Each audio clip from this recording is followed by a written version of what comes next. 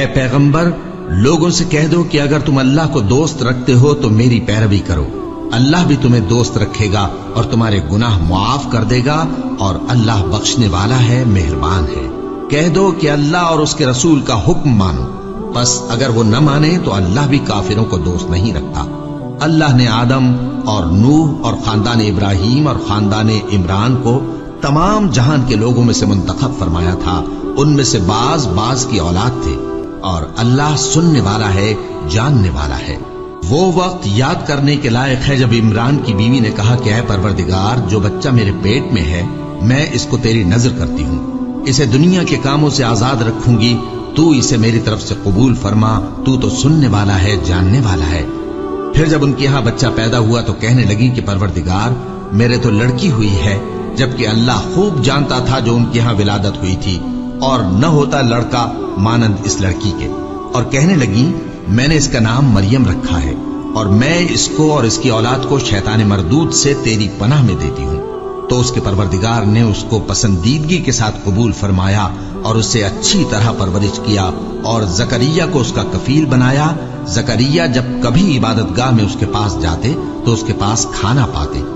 یہ کیفیت دیکھ کر ایک دن مریم سے پوچھنے لگے کہ مریم یہ کھانا تمہارے پاس کہاں سے آتا ہے؟ وہ بولی کہ اللہ کے ہاں سے آتا ہے، بے شک اللہ جسے چاہتا ہے بے حساب رزق دیتا ہے۔ اس وقت زکریا نے اپنے پروردگار کو پکارا، عرض کی کہ پروردگار مجھے اپنی طرف سے اولاد صالح عطا فرما، تو بے شک دعا سننے والا ہے۔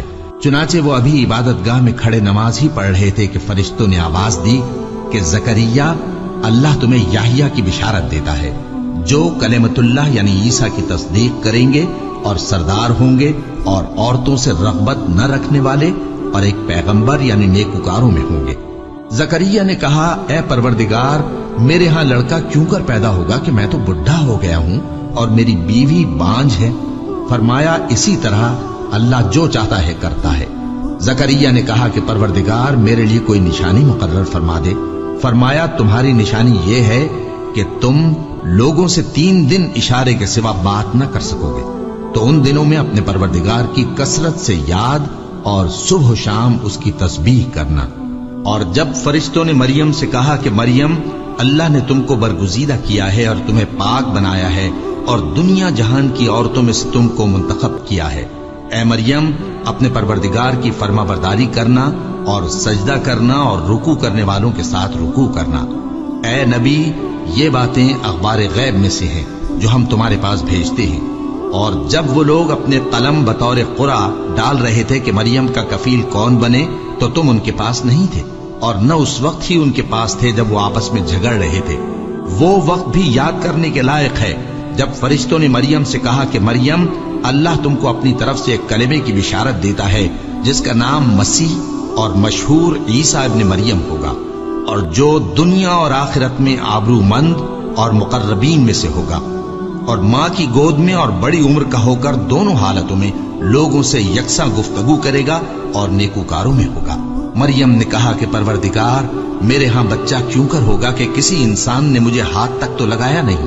فرمایا کہ اللہ اسی طرح جو چاہتا ہے پیدا کرتا ہے، جب وہ کوئی کام کرنا چاہتا ہے تو ارشاد فرما دیتا ہے کہ ہو جا تو وہ ہو جاتا ہے، اور وہ اسے کتاب و حکمت اور تورات اور انجیل کا علم عطا کرے گا، اور عیسیٰ بنی اسرائیل کی طرف پیغمبر ہو کر جائیں گے اور کہیں گے کہ میں تمہارے پاس تمہارے پروردگار کی طرف سے نشانی لے کر آیا ہوں، وہ یہ کہ تمہارے سامنے مٹی سے پرندے کی صورت بناتا ہوں، پھر اس میں پھونک مارتا ہوں تو وہ اللہ کے حکم سے سچ مچ پرندہ ہو جاتا ہے، اور پیدائشی اندھے اور ابرص کو تندرست کر دیتا ہوں، اور اللہ کے حکم سے مردوں کو زندہ کر دیتا ہوں، اور جو کچھ تم کھا کر آتے ہو اور جو اپنے گھروں میں جمع کر رکھتے ہو سب تم کو بتا دیتا ہوں۔ اگر تم صاحب ایمان ہو تو ان باتوں میں تمہارے لیے نشانی ہے، اور مجھ سے پہلے جو تورات نازل ہوئی تھی اس کی تصدیق بھی کرتا ہوں، اور میں اس لیے بھی آیا ہوں کہ بعض چیزیں جو تم پر حرام تھیں ان کو تمہارے لیے حلال کر دوں، اور میں تو تمہارے پروردگار کی طرف سے نشانی لے کر آیا ہوں، تو اللہ سے ڈرو اور میرا کہا مانو۔ کچھ شک نہیں کہ اللہ ہی میرا اور تمہارا پروردگار ہے، تو اسی کی عبادت کرو، یہی سیدھا رستہ ہے۔ پھر جب عیسیٰ نے ان کی طرف سے انکار و نافرمانی ہی دیکھی تو کہنے لگے کہ کوئی ہے جو اللہ کا طرفدار اور میرا مددگار ہو؟ हवारी बोले कि हम अल्लाह के तरफदार और आपके मददगार हैं। हम अल्लाह पर ईमान लाए और आप गवाह रहे कि हम फर्माबरदार हैं। ऐ परवरदिगार, जो किताब तूने नाजिल फरमाई है हम उस पर ईमान ले आए और तेरे पैगंबर के मुत्तबे हो चुके। तू हमको मानने वालों में लिख रख और वो यानी यहूद कत्ल ईसा के बारे में एक चाल चले और अल्लाह ने भी ईसा को बचाने के लिए तदबीर की और अल्लाह बेहतरीन तदबीर करने वाला है। उस वक्त अल्लाह ने फरमाया कि ईसा, मैं तुम्हारी दुनिया में रहने की मुद्दत पूरी करके तुमको अपनी तरफ उठा लूंगा और तुम्हें काफिरों की सोहबत से पाक कर दूंगा और जो लोग तुम्हारी पैरवी करेंगे उनको काफिरों पर क़यामत तक फायक व गालिब रखूंगा। फिर तुम सब मेरे पास लौट कर आओगे तो जिन बातों में तुम इख्तिलाफ करते रहे उस दिन तुम में उनका फैसला कर दूंगा। अब जो काफिर हुए उनको दुनिया और आखिरत दोनों में सख्त अजाब दूंगा और उनका कोई मददगार न होगा। और जो लोग ईमान लाए और अमल नेक करते रहे उनको अल्लाह पूरा पूरा सिला देगा और अल्लाह जालिमों को दोस्त नहीं रखता। ए नबी, ये हम तुमको अल्लाह की आयतें और हिकमत भरी नसीहतें पढ़ पढ़ कर सुनाते हैं। ईसा का हाल अल्लाह के नजदीक आदम का सा है कि उसने पहले मिट्टी से उनको बनाया, फिर फरमाया कि बाशऊर इंसान हो जा, तो वो वैसे ही हो गए। ये बात तुम्हारे परवरदिगार की तरफ से हक है तो तुम हरगिज शक करने वालों में न होना। फिर अगर ये लोग ईसा के बारे में तुमसे झगड़ा करें उसके बाद कि तुमको हकीकत मालूम हो ही चुकी है, तो उनसे कहना कि आओ हम अपने बेटों और बेटियों को बुलाएं, तुम अपने बेटों और बेटियों को बुलाओ और हम खुद भी आए और तुम खुद भी आओ। फिर दोनों फरीक अल्लाह से दुआ और इल्तिजा करें, इस तरह झूठों पर अल्लाह की लानत भेजे। ये तमाम बयानात सही है और अल्लाह के सिवा कोई माबूद नहीं और बेशक अल्लाह गालिब है, साहिब हिकमत है। बस अगर ये लोग फिर जाएं तो अल्लाह मुफसिदों को खूब जानता है। कह दो कि ऐ अहले किताब, जो बात हमारे और तुम्हारे दोनों के दरमियान यकसा तस्लीम की गई है उसकी तरफ आओ।